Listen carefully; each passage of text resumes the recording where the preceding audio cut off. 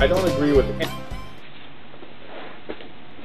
from Voltaire, who was attributed to have said, I don't agree with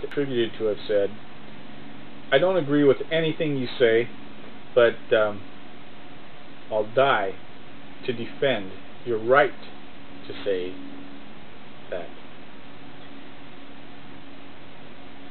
People like Mr. Condell have been sticking their nose in other people's business for thousands of years. 200 years ago, it was an Anglican thing. Only the Anglicans were right.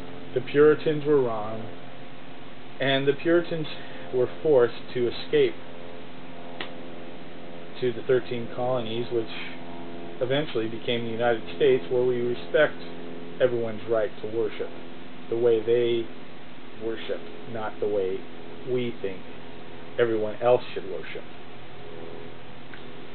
Today, Mr. Condell has his atheist way that he thinks is the best, and covering up your nose with a piece of cloth, that's not the atheist way, and everyone must obey that way. Well, you know what? Someday you may have your own little colony, Ninjagirl, where everyone has escaped from Mr. Condell, and everyone can cover up their nose with a piece of cloth. And Mr. Condell won't have anyone to bother anymore, but you know what he'll do? He'll figure out another thing to bother people about, because that's just the kind of person he is. You see, 200 years ago, it was one thing. Today, it's something else.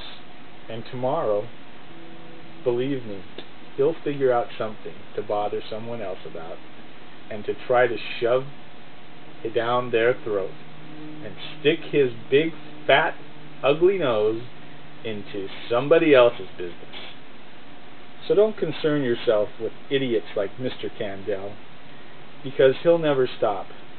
Once he's finished bothering you, he'll figure out some other way to bother someone else, concerning himself with something that has absolutely nothing to do with his own business.